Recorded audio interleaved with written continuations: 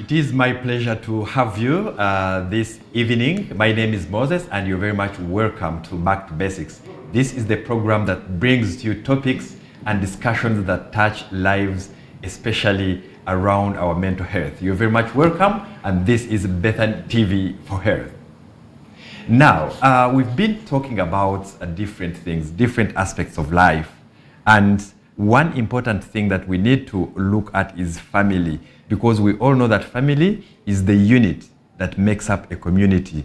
And most of us, not most of us actually, all of us come from families. So we want to understand a family and its impact, especially on children. That will be our topic today, the impact of family. But in this case, we want to kind of categorize family into two aspects: dysfunctional and functional families. Don't get worried. We are going to understand what are the dysfunctional families. So the topic this evening, ladies and gentlemen, is the impact of dysfunctional families on children's mental health. And we will dissect this, discuss it, and understand how do these dysfunctional families impact on children's growth and specifically their mental health. This is Back to Basics, live on Bethan TV for Health. Bethan TV for Health comes your way on different social media platforms: Afro Mobile app, Airtel TV, Yo TV, YouTube, but also on the mainstream media that is on Star Times and free to air. You're very much welcome, and thank you for being part of this discussion. Remember, you always say that knowledge is power, but you need to seek that knowledge. And this Back to Basics gives you the platform where you can learn and have this much needed knowledge. You cannot miss this evening. In the studio, very excited and happy to have Tabitha Akankwasa. Yes. Tabitha Akankwasa is a community psychologist, and she comes from Entebbe, and she does her work in the community, supporting people to maneuver through different lives, mental health, helping them. And she is here today. She will share knowledge, especially family. Akankwasa is a mother with four children. Yes, with 4 children, and she is happily married. Therefore, she has the authenticity and the credibility of speaking about family, because raising a child is very intentional, and we need to plan for our kids. Therefore, when you have someone who wants to speak about it, we must be attentive. That's where the rubber meets the road. Tabitha, you're very much welcome. Thank you. Happy New Year. Happy New Year too. And good to have you once again on Back to Basics. Right from last year, we hadn't met, and I'm very happy that tonight we are together here to discuss this topic. You can go ahead, Tabitha, and welcome the viewers and say hi, and then we'll carry on from there. Good evening, dear viewers. This is Tabitha Akankwasa. I'm so excited to be here once again, and it's always a pleasure to come and share different things about mental health and especially children. We thank you, viewers, and we thank management for such an opportunity, so that at least you bring knowledge to people. Thank you. Thank you, Tabitha, and you're spot on. That's what we do at Bethan TV, because it's Bethan TV for Health, and this is Back to Basics. Yes. But all the same, we try to create awareness and especially support people to achieve on this program a positive mental health. Yes. But this evening, we want to look at family. And Tabitha, yes, we all come from families, and we've seen that the families impacts on different aspects of a child's growth. Yes. And even in your young adult, and even adulthood, you find that some of the aspects, some of the things you learned, or the ways, the behavior, the values from the family you were raised from, you actually grow with them. Yes. And at the end there, at the tail end, we'll need to see if some of those negative effects, we can try to manage them and reverse the negative effects. But for now, let us start by understanding what are the dysfunctional families. Thank you so much, Moses, and good evening once again, dear viewers. dysfunctional families, the word dysfunctional, that means something is not functioning well. So first of all, I want to stretch out that there is no perfect family. So much as I'm going to be talking about dysfunctional families, don't be there and you judge yourself and you blame yourself. No, we just want to have a better environment where our children can grow and be nurtured well. First of all, dysfunctional families, these are families where there is persistent negative aspects about children. For example, there are like negative behaviors, unhealthy behaviors. There is neglect in the dysfunctional families, and of which, when all these are added together, it creates a toxic environment, which is going to impact on a child's well-being emotionally, psychologically, and physically. So it's good that today we are here to talk about them so that maybe they can be identified. And if you find, like, in one way or the other you've been practicing it, sometimes we do it because we don't know. You can do it and like, that's how we are raised and we are here. So we are creating awareness that after you have identified that area that needs improvement, we become better mothers or better fathers. Yes. Thank you, Tabitha. If I heard you well, it's as if you're saying that sometimes we do not know if our families are dysfunctional or are functional. I believe that is the opposite of dysfunctional. Yes, yes. And this is what we are discussing now. The first step is to be aware of where is your family. And ladies and gentlemen, if you're listening in, in this discussion, you could be able to identify and, first of all, be aware of where is your family standing in that regard. Yes. Is it dysfunctional or it's functional? And this is why I'm asking Tabitha to clearly give us the characteristics, or put a torch into a dysfunctional family.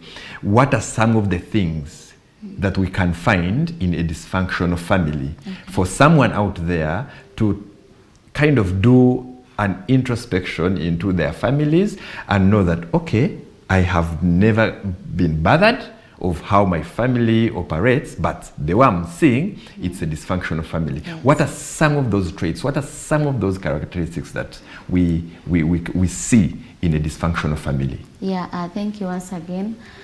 Some of the characteristics that we can identify a dysfunctional family, one, is when there is constant, persistent conflicts. For example, there are some families, right away, Moses, for your information, in psychology, yep, children begin to understand from maybe 0 years, the moment the child gets on ground. The unborn. The newborn. When the child is born, that's when trust, security is created.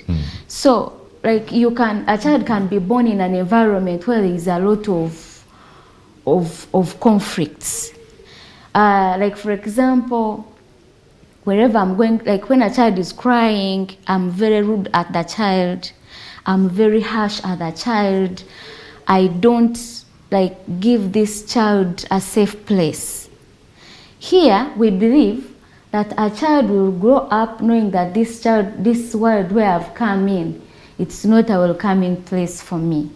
So that one will be there, and if it is not dealt well, these are the children who grow up with fear, anxiety, because it started from childhood. Secondly, and like the dysfunctional families, there is divorce. Lately, so many marriages are divorcing. So, before divorce, a couple must go through so many things. By the time you feel you're tired, like, oh my God, I cannot live with this person anymore, you would have gone through a lot of things.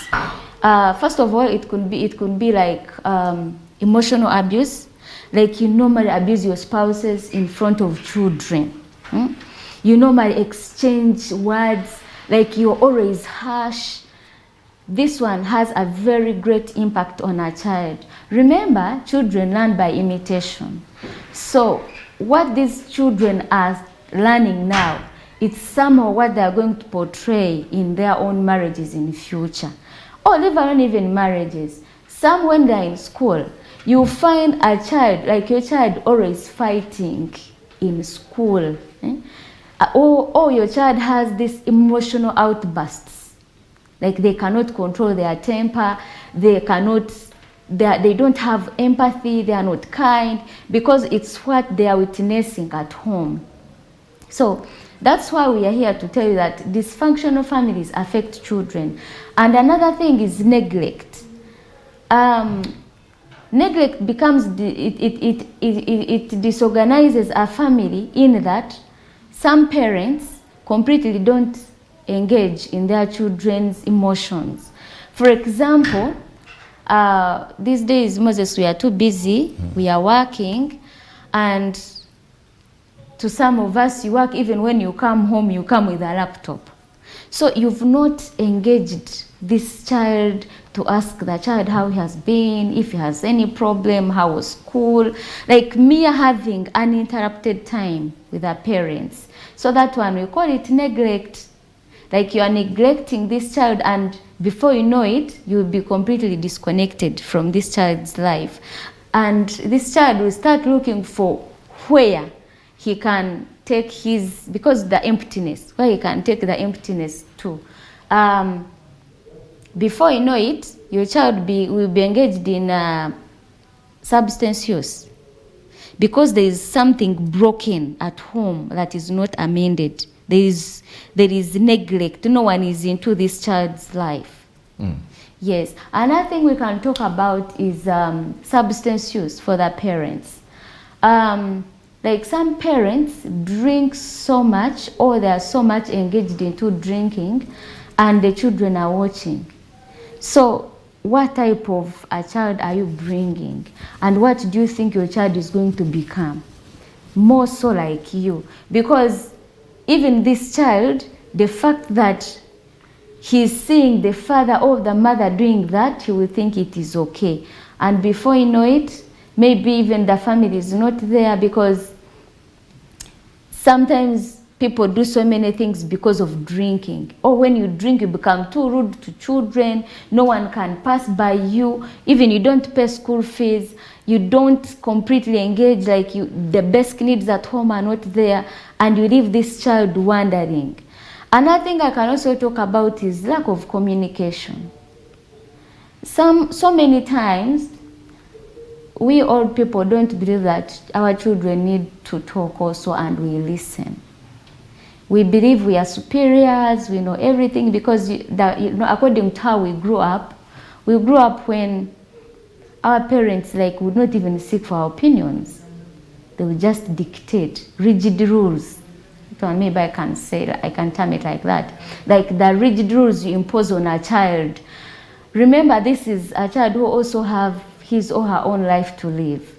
But once you keep on imposing, that means they won't have a room for their own, to explore their own potential, to have their reasoning capacity, to be their feelings to be validated, or even to have their self-esteem that I can also talk to my dad about this, or my mother about this, and my dad can also affirm to what I've talked about. Yes. Wow, that's very unfortunate, definitely, Tabitha, but it's important to know what really happens. I just want to ask, where do you think this stems from? What causes families to be dysfunctional? Thank you, Moses. There are so many reasons, but normally the most important thing is how we parents were brought up. Because we think it's a norm, we think it is okay, you think it is, my child should not tell me anything. So to me, I believe that one is one of the main reasons, that, or even the environment where we grew up, where we are growing from, even where our children are being nurtured from. And secondly, maybe the the economic status.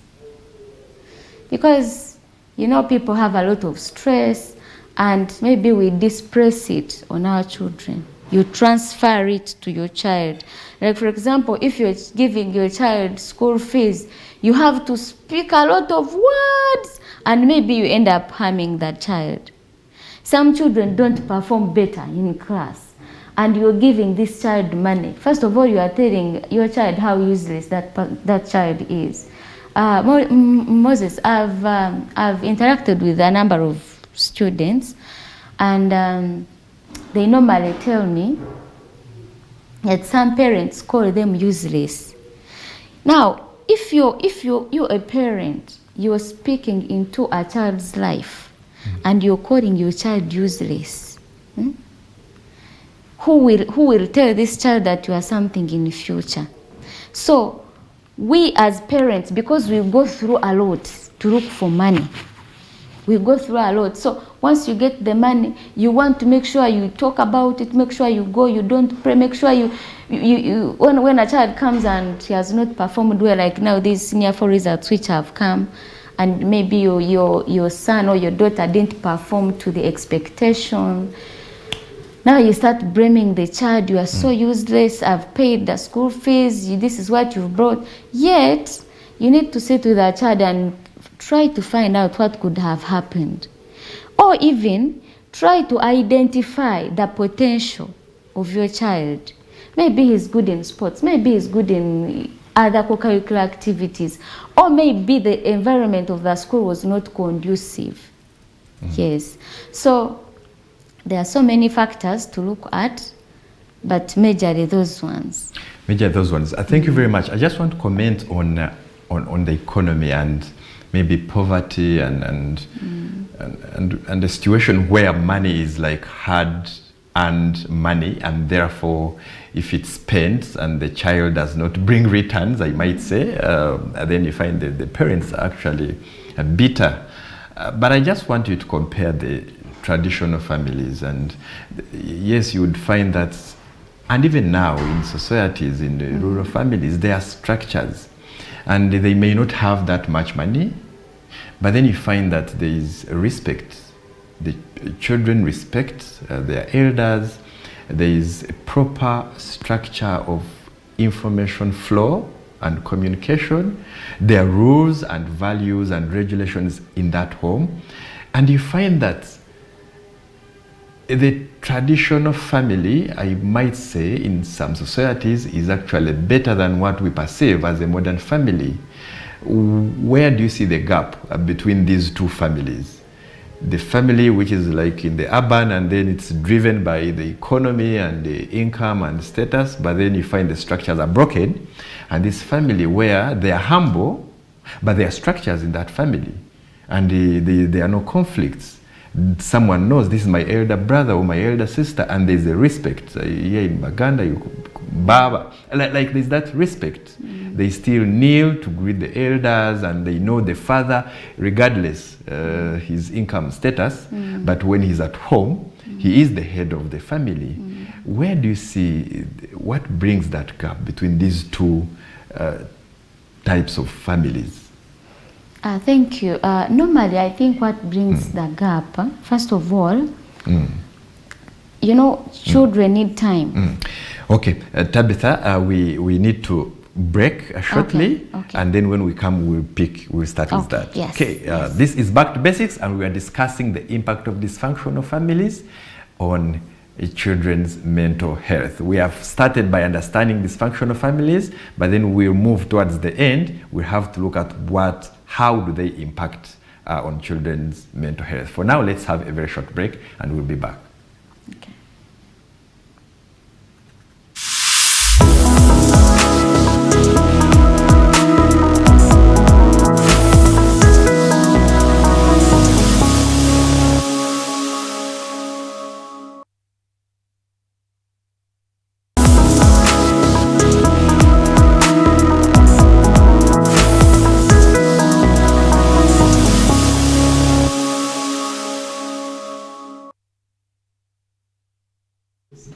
Welcome back, and it's great that we still have you. You're still tuned in to Bethan TV for Health and being a part of Back to Basics. Before the break, I was asking Tabitha, who is a community psychologist, and asking her about the two family setup, one which is maybe in rural and traditional, and then the structures are still intact regardless of the income status of the head of the family, unlike what we call the modern family, whereby yes, everything is driven by how much is in that home, and there are all sorts of disrespect. And I was just asking what normally brings that, or her comment on that, and then we'll continue with our discussion. Yeah, welcome back, our dear viewers. First of all, our traditional homes, they still have values that still stand. It's quite unfortunate that here, for example, Moses, a child is accepted to go and eat from his bedroom, for example, from his bedroom, even when the bedroom is closed. So, but we expect that when it's time for food, everyone is there, everyone is engaged, like you have a routine. Have a routine. And when it's time for food, everyone leaves the bedroom and comes to the dining table. We eat together as a family. And secondly, I think as urban parents who don't have time, we are looking for money.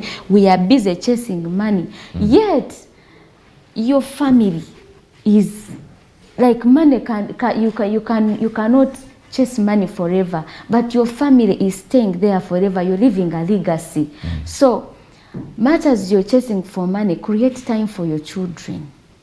Have time for your children. Sit with them. Give them support. Let them talk to you. Let them share their challenges that they are going through.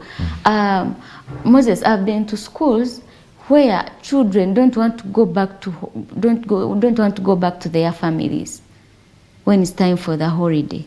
To them, school is better. Yes, to them, school is better. So you as a parent, if your child thinks that school is better than being at home, there's a problem.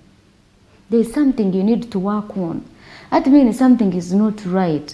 I believe our children should be eager and yearning to meet their parents again.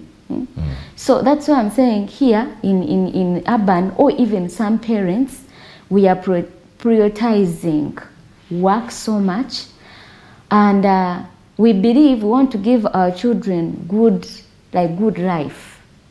But as you're giving them good life, be involved, support them, talk to them well, find something, know what your children loves, and support them. If it's a co-curricular activity, go that extra mile, support them physically. So to me, that's what I think, that those people in the villages, they still have values that because they are the parents putting. are the present. parents are, and even another thing here, people are not valuing marriages so much. So there is constant argument, constant conflicts, like there is completely no peace at home. And when there is no peace, definitely the children will suffer. As there is a saying which says, where two elephants fight, it's the grass that suffers. So even here, as parents are fighting, and in the presence of children, because every family, they have conflicts, but when conflicts become unresolved and they are very persistent, they have a great impact on a child. That's true. That's true. So probably the separation line is parents are present in the traditional and rural areas, and then in urban and modern families, you find parents are rarely present in the children's lives, and there's no one to enforce some of those values. I think that's very important. And even the exposure. I was talking to a certain child. He told me at their home they have a bar. So this is how even dysfunctional families are created. They have a bar, and they leave half bottles of these strong wines. And what this child does, completes them. Primarily, he told me he picks, then he adds some water.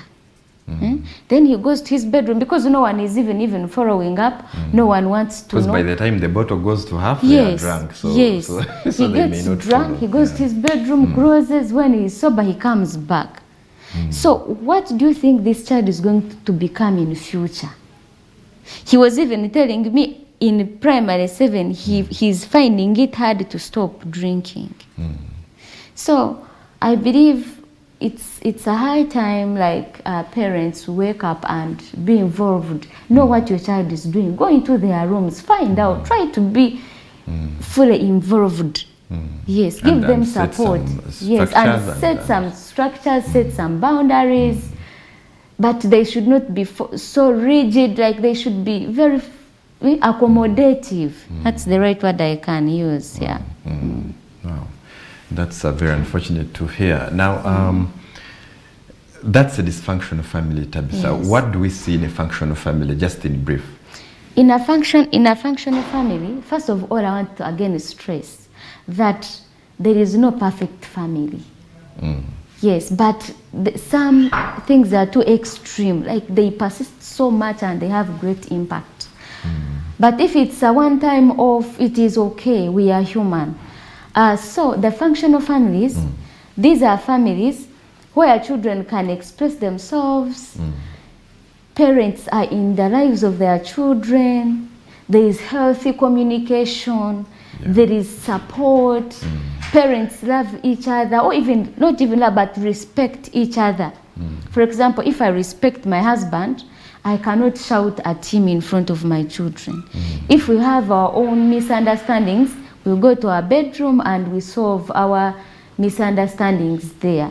But you cannot start shouting at your husband, or even shouting at the children themselves, calling them names. So I believe in a healthy family, or in a functional family, there is healthy communication, there is support, there is respect, there are rules, but which are not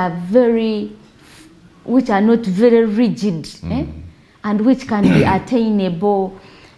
Children are shown support, their emotional feelings, or even like their emotions are catered for. You don't just tell someone you are useless. No, you affirm. You tell your child what you want your child to be, because we believe that our children, we can speak life into them.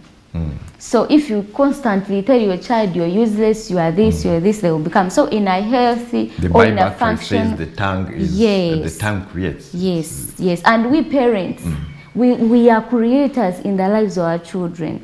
You can imagine if your child for once hears like, oh, you are, I'm super proud of you. You are beautiful. You are this. You can make it. Even if they are struggling in this area, you affirm, you encourage them, you can make it. If they have a challenge they are going through, you show that you are in this together. Even in the future, your child will grow up knowing how to solve some problems, how to be independent, knowing that his parents loved him. Yes. So, Tabitha, what do we see as the impact? I know it's a lot, but what stands out to be the impacts of a dysfunctional family on the children's mental health? Yeah, thank you. There are quite many, and actually some of the parents and the men we are married to and the people we associate with, they are as a result of dysfunctional families we grew up from. So, for example, people from, as I was saying, children or people from dysfunctional families find it hard to relate with others, especially children. Like a child, if he's from a very dysfunctional family, that child will withdraw. That child will isolate. They begin to isolate themselves. They can be in class and the teacher can teach for like 1 hour and they have not said any word. So from there, they will get, if it is prolonged, they can get anxiety or depression. They can start using substance use to compensate because they believe no one loves them, no one understands them, no one will ever validate them. Like, so they try to console themselves in where they feel there is a group that will understand them better. Like, for example, most of the people using substance use, they almost have the same problem. So if you go there and you share, you find you've gotten a group that understands you well. And secondly, they will have like emotional outbursts. Like children from families where there is a lot of domestic violence, you find them fighting each other at school. You find them like bebakola emisango ku ssomero, buli musango gw'amaanyi, you find that person there because of the environment where this person is coming from. And another thing, even the community, even in the communities, you will find that these people will not go to school. Eventually they become school dropouts because they believe even if you do what, no one will ever appreciate you. And even if you go to school, you cannot, because it will also affect their performance at school. The family you come from, if there is constant arguments, abusive words, it can affect a child's performance at school. You find someone who was trying to perform, they have fully declined.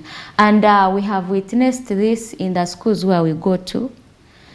Some teachers will open up and be like, this child needs counseling. He used to be like this and this and this, but now he's like this. And when you are to probe deep, you find that this child is going through something at home. What age do we see these effects manifest, Tabitha? This age, it's approximately from 10 to 19. And then if it is not handled between that age, that means it crosses into adulthood, because this is where you will see men who beat their wives, physically abusing someone. You can imagine in this era, but it's because of where this person came from. Maybe he grew up when it was okay for the dad to kneel down the mother and cane this person. So he thinks it's okay, it's a norm. Yes. Wow, that's very unfortunate. And Tabitha, now the way you've brought it and say most of the issues that are in families might be as a result of parents especially growing up from dysfunctional families, and definitely goes with them from that childhood to young adulthood to adulthood, and now here they have started their families, but they are still experiencing things as a result of where they came from. Is this situation reversible? Like someone who is listening out there and has identified and said, okay, in my family this is wrong, what should that person do in order to mitigate and manage the negative effects of where they grew up from? Oh, thank you. This is a good question. Now, the good news is it can be reversed. You know, behaviors are learned and can be unlearned. So, though it takes some good work, especially now if you are an adult like me, but if someone is still young, you just need to impose, like, what do you cut? Like me, I'm a mother. I have a son. I'll be like, what exactly do I need in my husband that this son can have? Like, I want a child who is very kind, who is empathetic, so I need to put those values in my son, to say sorry, not to be abusive. Yes. So I believe first of all is to understand you have a problem. You understand, maybe I'm this, maybe I'm short-tempered, maybe I have outbursts, maybe I have a problem. First sit and identify a problem you are dealing with as a person. So once you know, then you start dealing with it slowly by slowly. You can deal with it yourself if you read, like you look for knowledge, like Moses had said. You can go to a counselor, but for a child, you just need to start. Like, try to do what you think is good.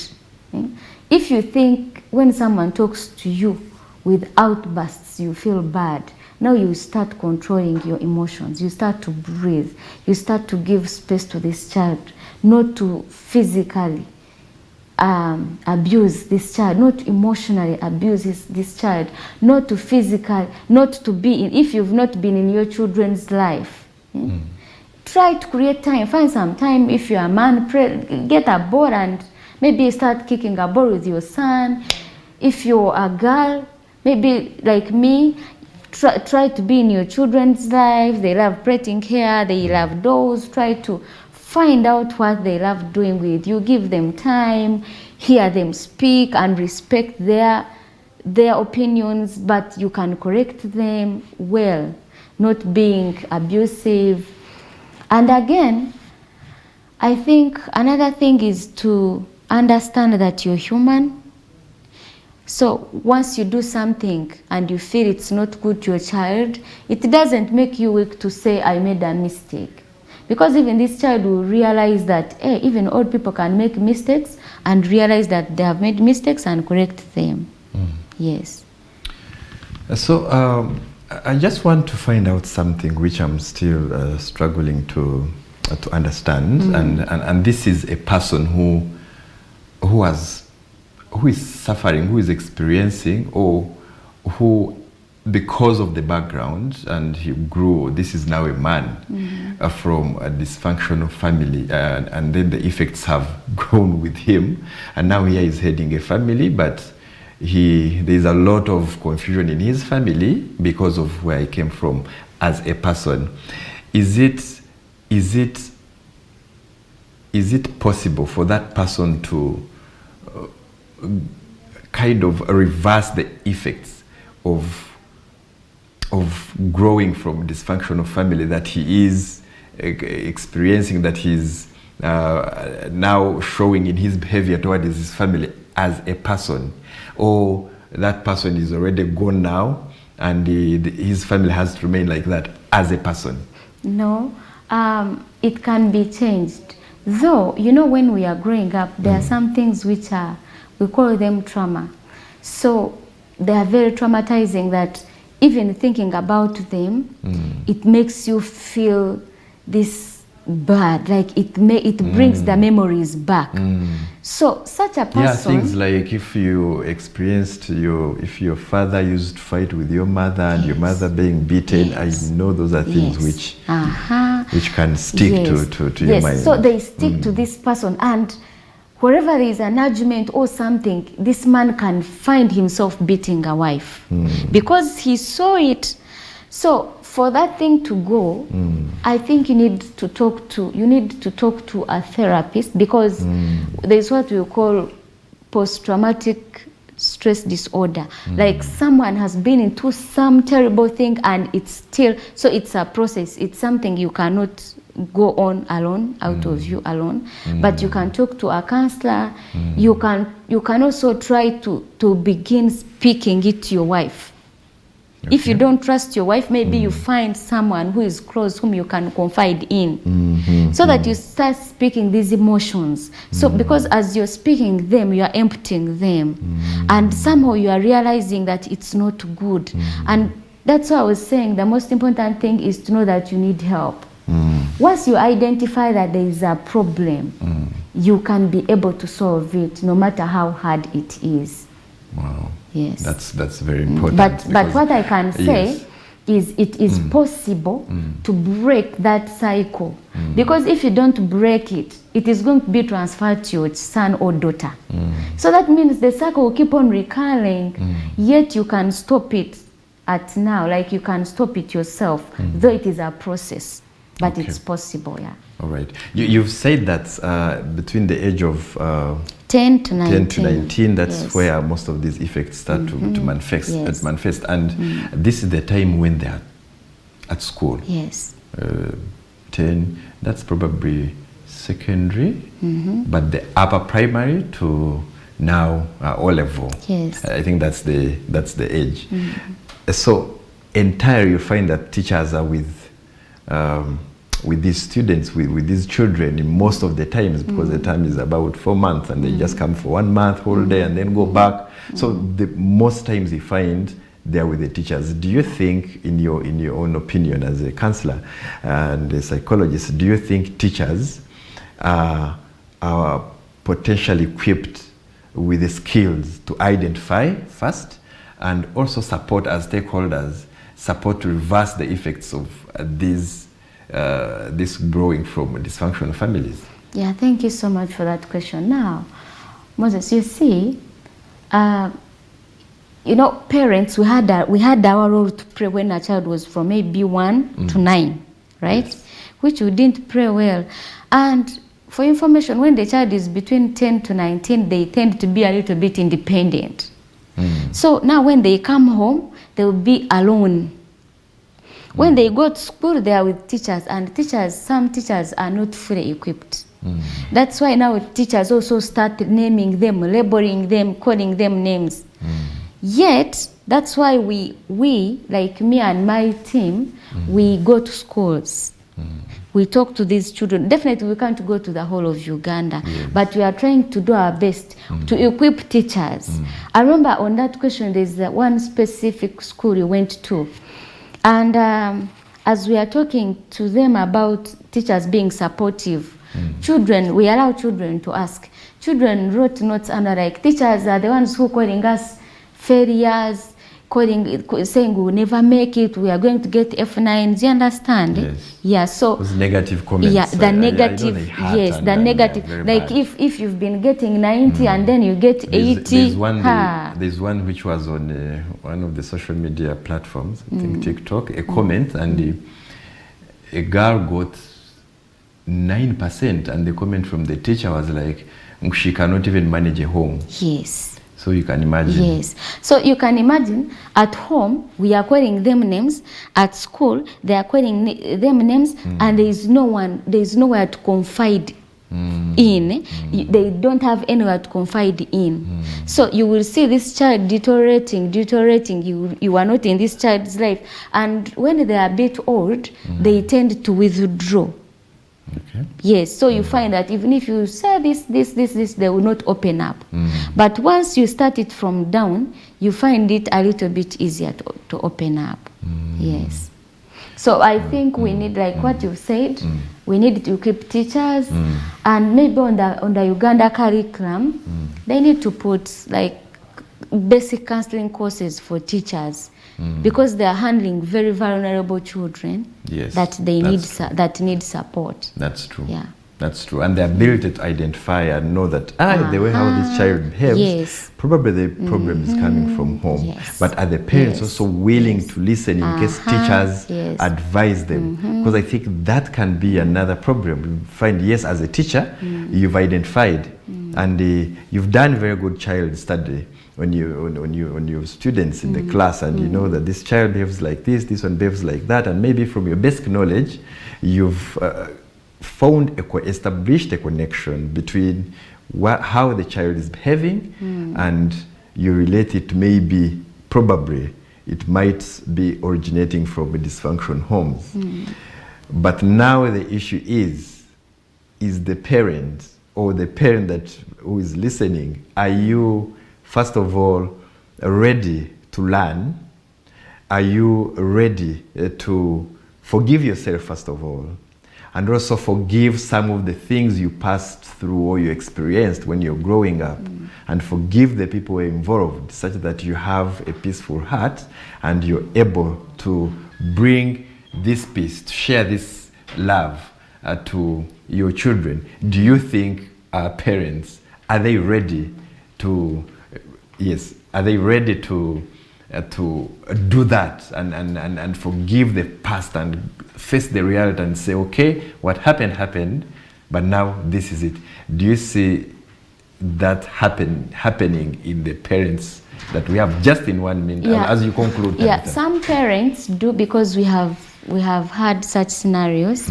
I've had scenarios where children go through a lot, and you feel even if you counsel a child and counsel, nothing will be be done. So you need to involve a parent. We have involved parents, and some are positive. However, some might feel as if a child was reporting them. So when children go back, they tend to be more harsh and maybe cane. But to some who take it in a very humble way, we have noticed a very tremendous change. Like there's a boy I counseled and he was too much, but when I talked to the mother, the boy completely changed because the boy had become wild. He would sleep, he was in P5, just P5. Wow. Yeah, but he would sleep outside, he would, and the mother would physically abuse the boy until when he started sleeping outside.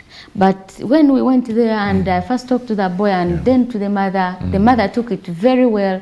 Now the boy is okay, very disciplined, back to school, and even the performance improved. Thank you very much, Tabitha. That's great work. And just in less than a minute, maybe you can leave a word to the viewers as we conclude our show. Dear viewers, thank you so much for listening to us. We believe, me in particular, I do believe that if we were to have successful children, they will start from our homes. So as a parent, you have a role to pray. You have a role to be in your child's life, to give them the support, the love, and physically be present.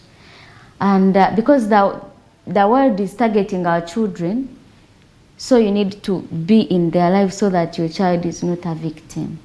Yeah, thank you so much. Great advice. Thank you, Tabitha. Thank you for sharing this knowledge, and thank you for guiding and giving this knowledge about taking care of children, especially when you're faced with dysfunctional experiences that come from the way you were brought up. Thank you very much. And this is Back to Basics. As Bethan TV for Health, we are committed to continue bringing experts on different topics so we can learn from their sharings, and we build knowledge, which is power, in order to have a healthy or positive mental health.